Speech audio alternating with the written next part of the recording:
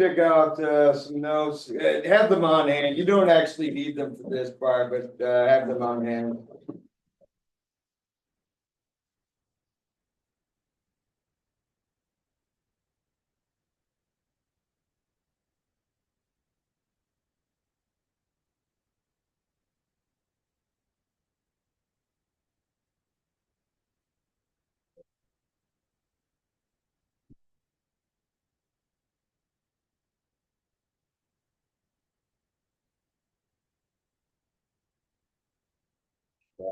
Sorry.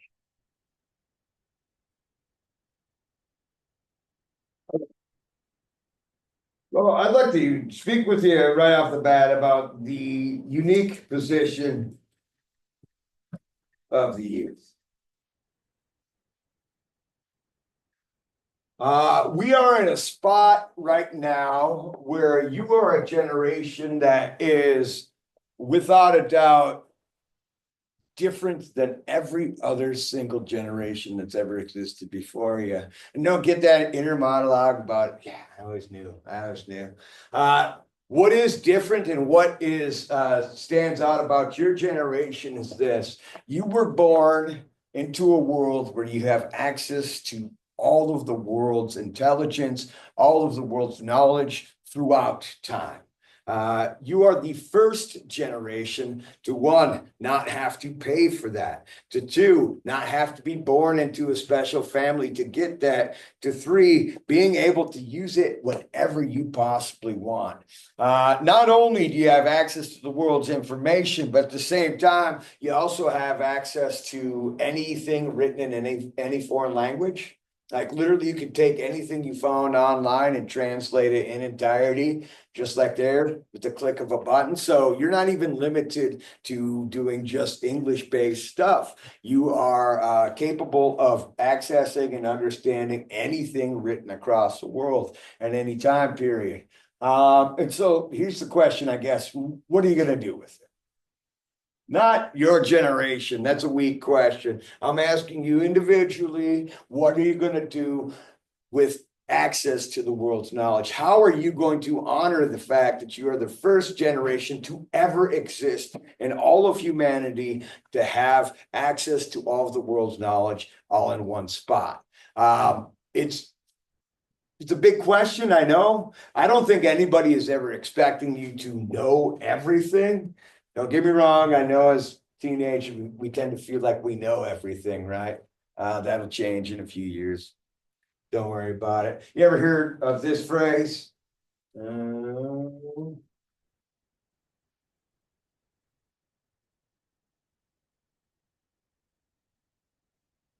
more you know, the more you know, the less you know.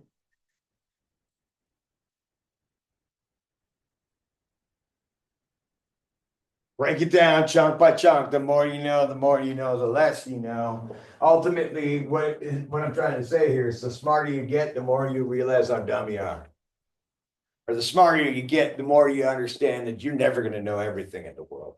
And so, by no means, you're not expected to know everything just because you have access to the world's knowledge. I'm not saying that you need to know everything out there. It's impossible.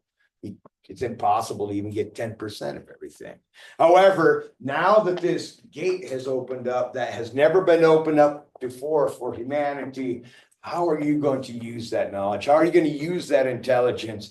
Because look, for all the good information that you see out there on the web, I'd say there's about 10 to 1 that are this bad information. There's a lot of misinformation online. So how do you distinguish between what's real and what's not real? That is going to be your responsibility. You can, if you take fake information and you re-disseminate it, in other words, you put it back out there, that's on you. That's not on the people that publish the website or whatever it may be. That's on you. So one, I'd say you got to distinguish between what's good information and not good information. But another thing I would also say is like, where's your niche? I would pick one thing, get to know it really well. And look, there are a lot of things that you can point out where humanity has been doing it the same way for hundreds and hundreds of years. where are you going to change that? What opportunities do you have to take something that we've done the same for hundreds of years and change and disrupt the game and switch it around? This is something that you have access to. And don't get me wrong, I like cat videos too. I don't do the bullying online, but I do appreciate cat videos. So, how are you going to use this information that is now available to you? How can you use it in a way that's honorable to the generations that came before you that didn't have access to it? Because like I pointed out to you the other day, books have only been readily available for a little over 100 years. My grandparents' generation were some of the first to have access to books. What are you going to do with it? That is a serious question. All right. What I want to talk to you now is about, and I need you to write this down, music.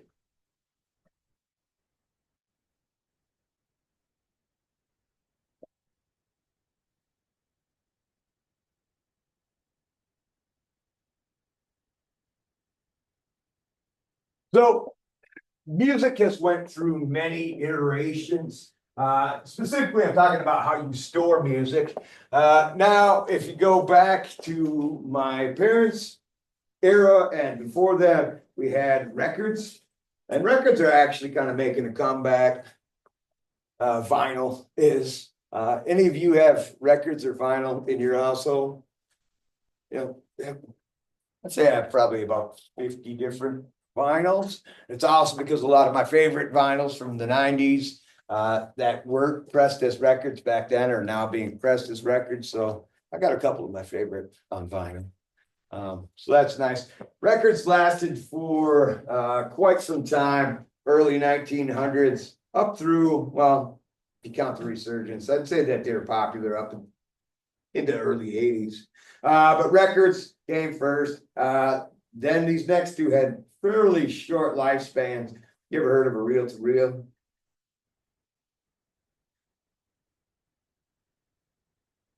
It's two reels of tape, and one reel is full and the other's empty, and it slowly collects the other one, and they spin like this. I actually have a reel to reel at home. I should bring it in. Plastic stuff on there. Woodstock album. Thanks, boy. So reel to reel was fairly short-lived. Early 70s maybe. And then we got something, and these I don't think are ever gonna make a comeback. You ever heard of an 8-track? They're essentially clunky versions of what is coming after this. The 8-track. They're about like that big. I saw one of my dad's old cars, plug that in, it'd be hanging out of the dash, probably about that far. So the 8-track was, like I said, kind of a clunky version of what came next, the cassette tape.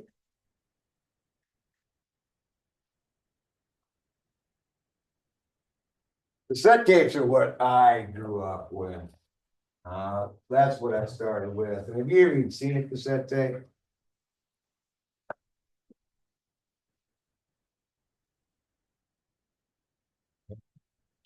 Spin sometimes. If I'm brave enough to do this. Sometimes the tape would come out, hang out like that, and you'd have to get a pencil.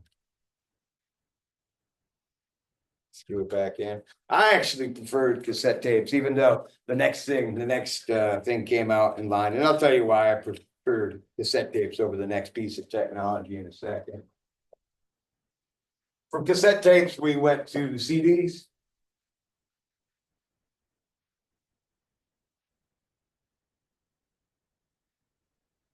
Or compact discs, if you're wondering. I recall the first time I saw CDs, I was probably about 8 years old. It was still the 80s, late 80s though. And we went to my dad's friend's house, and he was definitely a rich dude. He had a Porsche in the driveway and a mansion. We went into the mansion, and he had these shiny silver things that had little rainbows on them when he tilted them like this. And that was the new music. He was the first guy I ever saw with CDs. They were pretty darn expensive at the time. But the thing that was different between cassette tapes and CDs, and I noticed this the first night, is that instead of taking a tape, if you wanted to get to the last song on a side, you'd have to make sure you'd have to physically wind the tape and it goes, and you could hear it winding. CDs were the first time where you could just go click and jump to the next track. Now, as somebody who loves music, why is that? Why do I like cassette tapes more than CDs? Well, one, I think CDs were the start of overplaying songs. CDs were the start of people just listening like one or two tracks on an album compared to the whole album. And believe it or not, still to this day, there are a lot of musicians out there that actually try to make a whole album of music, not just two hits and like 8 throwaway songs. But they actually try to make a whole album. Not only do they make whole albums, but some of the songs blend together.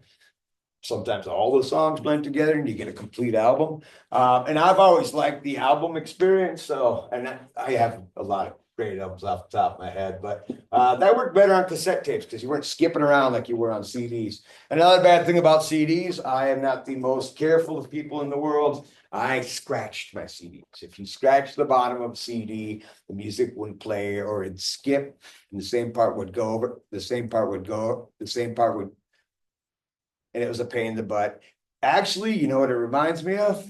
It reminds me a lot of the streaming that we have in this school. When I sometimes try to play a song and it stops periodically, I find that one to be the most annoying things because with music, it's all about timing. And if you interrupt that timing, well, you don't throw everything off, don't you? So CDs popped up, I'd say late 80s, early 90s, and were popular for some time until the advent of a new file type. That was the MP3, which I'm sure you are aware of.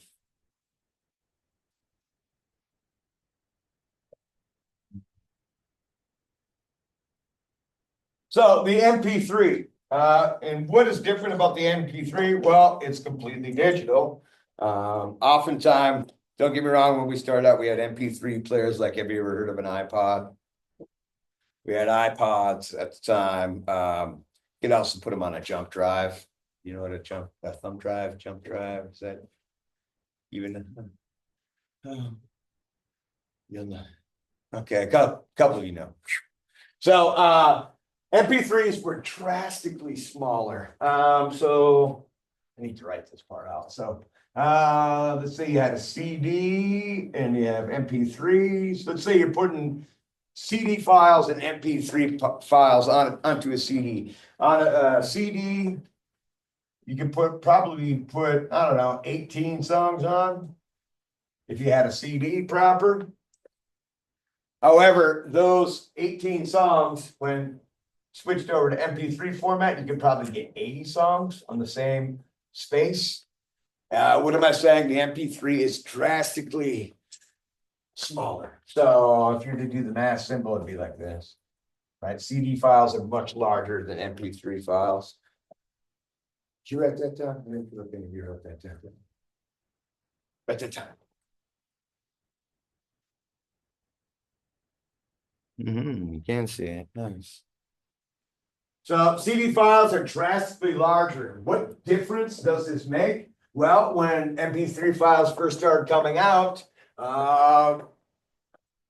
you were downloading a lot of your music. And so, like I mentioned this earlier, that when my brother would download music, CD file, an album of CD files would probably take most of the night. Now, imagine downloading the same thing, except for this time, you are downloading something that is what? A quarter of the size. So you can download 4 MP3s in the same time that you could download 1 CD file. That makes a big difference.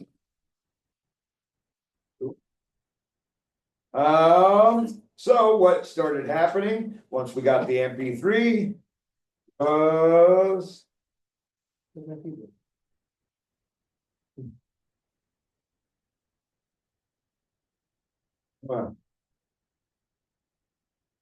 There we go. File share.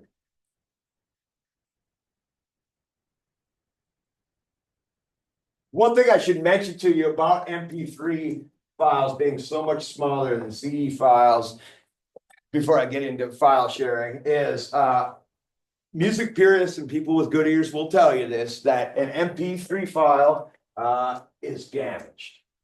Think about it this way. Sound exists in sound waves. It goes out, it's meant to expand.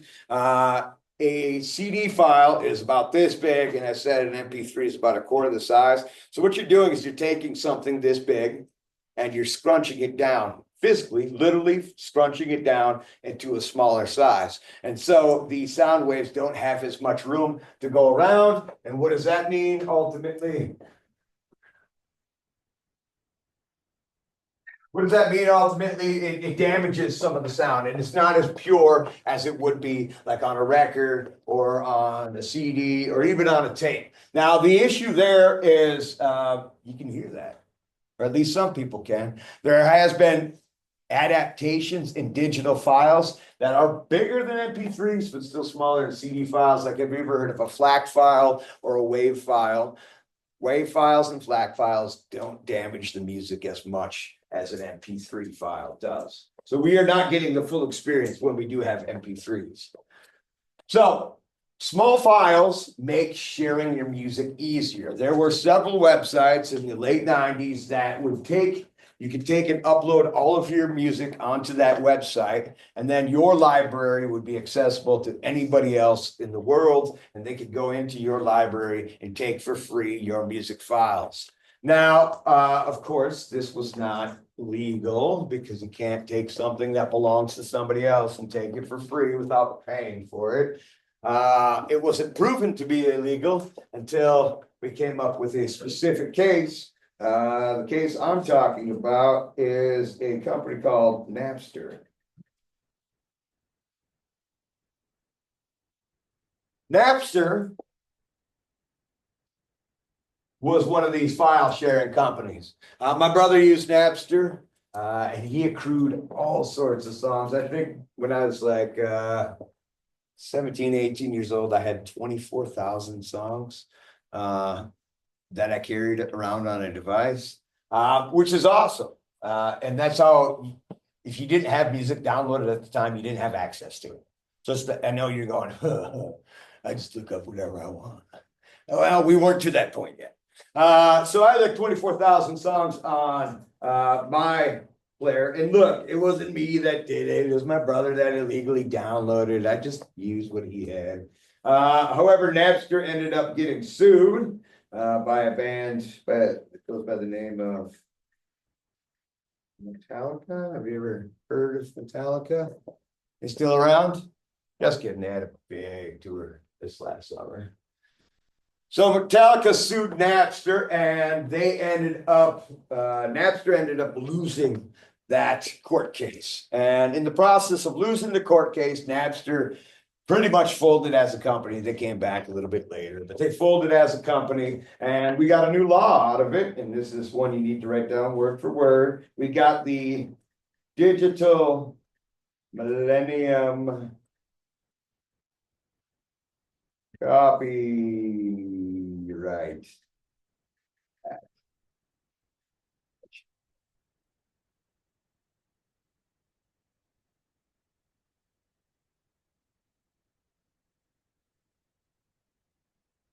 The Digital Millennium Copyright Act. And what the Digital Millennium Copyright Act said is you cannot transfer digital copies of stuff, digital copies of people's art, unless you get express permission from them. You know, the FBI warning at the head of movies, that's part of that. But the Digital Millennium Copyright Act now made it illegal for you to trade people's files back and forth. And the problem there is we had to figure out another way to share small musical files online. And the solution, which was made by the music industry, was, of course, you know this well, streaming.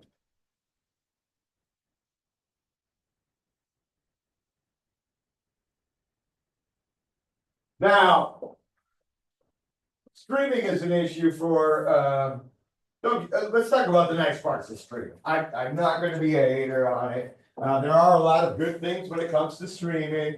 Like I have access to just about every album that I've ever wanted or listened to. Problem is thinking of all the albums I want to listen to, but I have access to all those albums.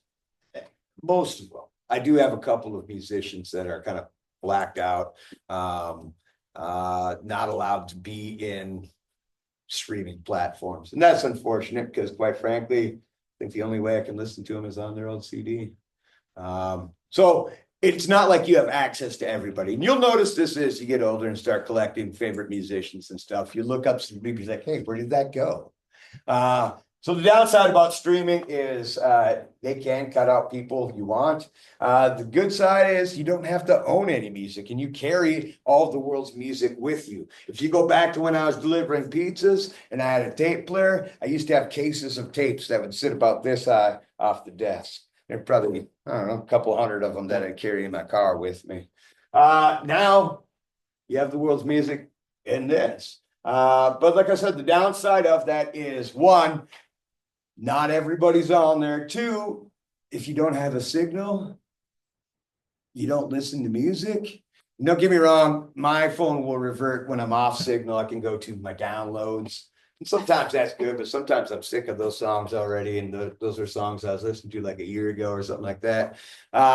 So the fact that you have to be connected to the internet somewhere, you can't just be out in the middle of the woods. You can't be in the middle of a lake. You can't be, let's face it, in parts of this county and stream, right? That is a problem. So I don't know. What do you do when you're not available for streaming? How do you listen to music? And I'm sure there's a multitude of solutions. And maybe that's one thing that we'll get over as we move into the future. We won't be stuck to specific, well, we'll have internet everywhere. And that's one thing you can brag about to the youth as you get older is, oh, I remember there were places where you couldn't get internet at all.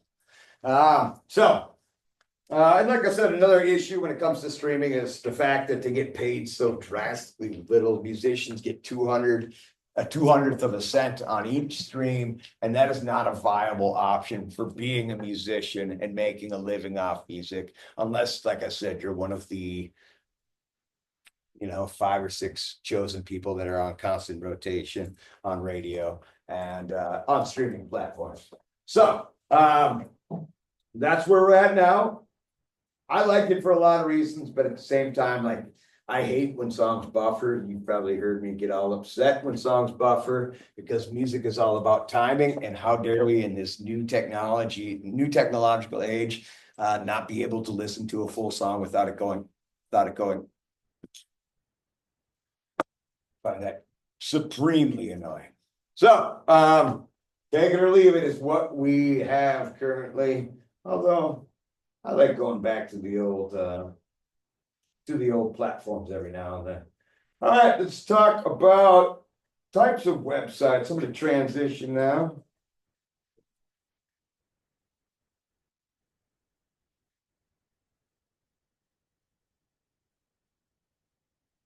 Types of website. So there are commercial websites and there are social websites.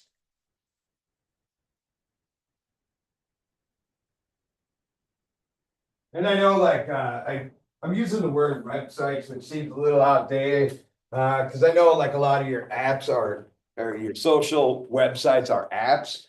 But honestly, all an app is a platform that's set up to access the internet and display it in a way that's friendly for your phone. You're still on the internet when you're in an app, you know that, right? Okay, good.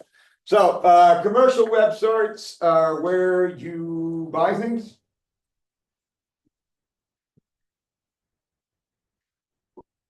And social websites are for interacting.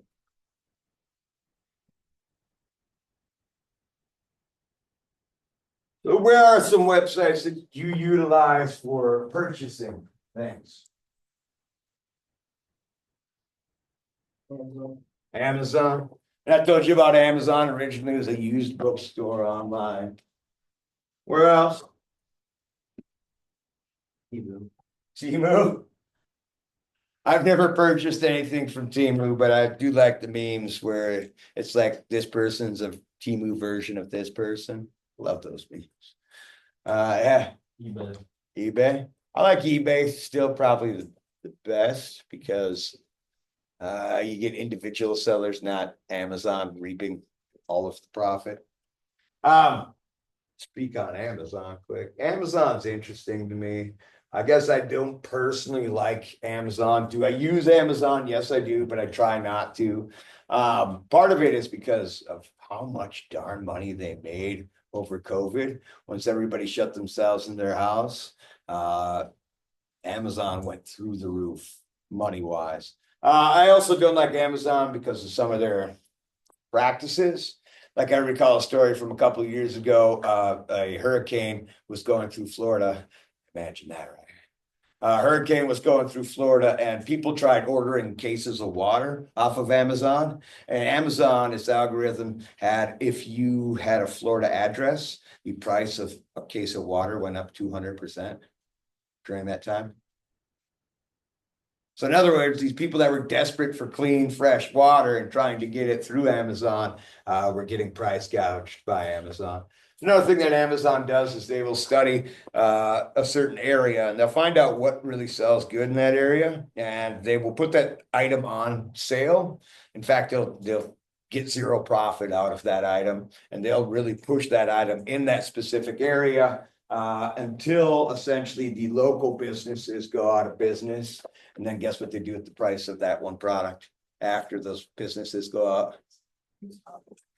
Jack it right back up. So I got some inherent issues, and don't get me wrong, that's capitalism at its finest, but at the same time, I don't know, kind of seems shady, I guess, be a way to say it. We are at a point now where we could buy every single thing. We're at a point now where we could get everything we needed to live an entire life and not have to see another human being. How weird is that? And this has only been going on, I'd say, 10 years, 8 years.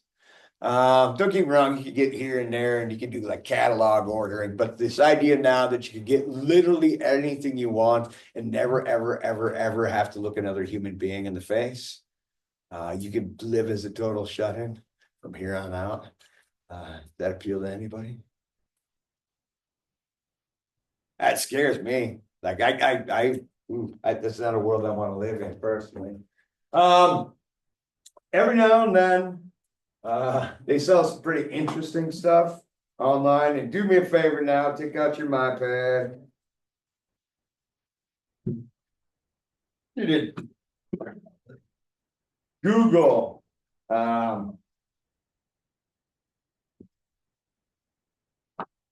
Strange things sold on the internet. And let me throw out a disclaimer here. There's obviously stuff you're probably gonna run into that maybe not the best for a ninth grade classroom. Do me a favor, keep that to yourself. Don't be like and show it to your neighbor. Although if you find stuff that is shareable for class, please raise your hand and we will go over it. If I see things, I will bring them up. But obviously I'm being careful myself. Okay, there you go. Check that out.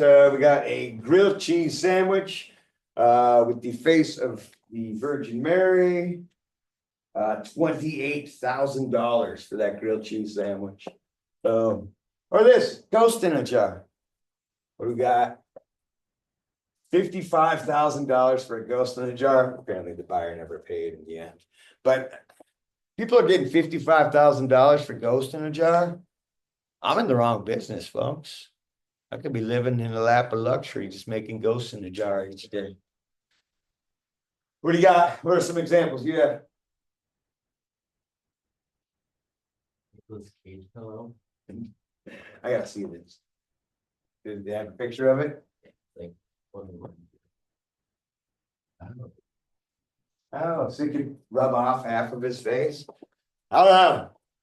Nick Cage staring at me with those eyes. Yeah, I actually have that pillow. you have that pillow. Does it work well? Do you ever do it where it's like no eyes, Nick Cage? Sometimes my sister sneaks in my room and it makes, and besides the Nick Cage, when you flip it, it's red, so she turns her eyes red, and then I walk in the room and see that. That is awesome. Demon Cage. What do you got? Someone tried to sell it, grandma. On eBay. I don't know about you. You got anyone in here got a sellable grandma? Don't raise your hand. Don't raise your hand. I've been mean grandmas before that, maybe are worth a sale. What Britney Spears bubblegum? How much did that go for? About 260.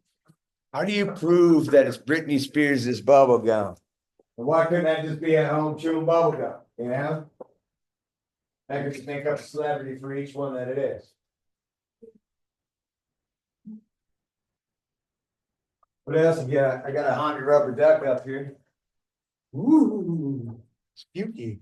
Simon the Chipmunk statue, I'm in the chipmunk statue. What does that run for? $2,000. Oh. If it's theater, we'd be talking. I don't know about Simon now. There. Keep it locked. In case something weird comes up. A Dorito shaped like the Pope's hat. That's 1,209. Nice. Oh, there's grandma. Here's it. The meaning of life went for $3.26. That is a steal. Meaning of life. People have tried to figure that one out forever. Yeah, there's the grandma. Oh, apparently that's human trafficking. You can't do that. Yeah. Bob Ross toaster? Bob Ross toaster. Yeah. Nice. I've seen the Bob Ross Chia Pet. I get that. Yeah. Yeah. To name somebody's baby. Did they actually sell it?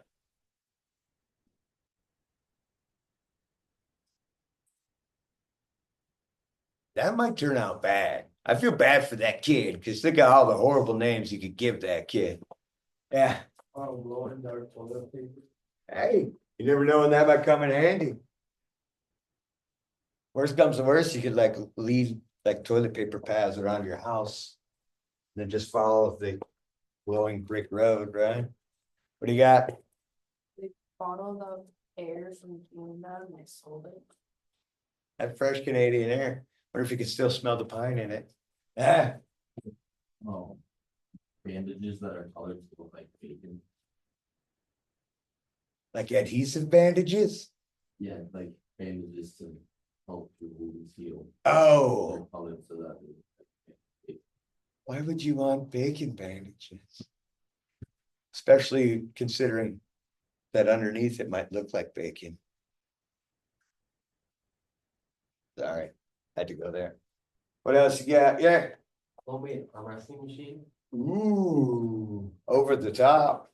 Yeah, They sold real life horror moments. real life horror moments. Yeah, Like what? so people would um. So people would narrate their real life, how they got terrified. I like that. Well, that's just good storytelling. I could see that. I could get behind that. Yeah. Yeah. I could tell stories about school that scare people to death. Students. Yeah. One of those poles that they have outside of Walmart, Like which ones? like the ones that they've got along the sidewalk so that cars don't drive up. Oh, sure. Yes, someone's selling one of those for $15. Nice. I wonder if they're the ones that disassembled it at your local Walmart store. A man's life for 384,000. I like this one a lot. An unassembled snowman. We could sell a lot of those. All right, to our friends down south. Unassembled snowman. Easy packaging. That might be a lot to ship though. Might be heavy. Yeah. An ostrich pillow. Is it shaped like an ostrich? Is it made out of ostrich? Like, what are we Shaped like talking? an ostrich. Oh, like you are the ostrich. And that the head of the ostrich is pillowed. That's awesome. I could do that. Yeah. I could run around like an ostrich all day. Yeah, Illinois shaped cornflake. there's a lot of those. Like, my peanut butter and jelly sandwiches routinely look like Delaware. I can also make it into a pretty good Minnesota. You know, it's just one bite kind of think about the way sandwiches have come off the middle there. It's something. Yeah. Delaware is roughly, I don't know, same shape. Human liver, I don't think that's a thing. Justin Timberlake's half-eaten French toast. Add space on the forehead, non-permanent. Oh, come on, get some guts. Get a face tattoo for crying out loud. These people. Just kidding. I don't support advertising in any form. Face tattoos, though. Go for it. Either you're gonna commit or you're not gonna commit. Right on. Well, thank you. And it does look like it's 9:59, so you're out of here. Thank you and have a good day. 7th hour. We'll see you tomorrow.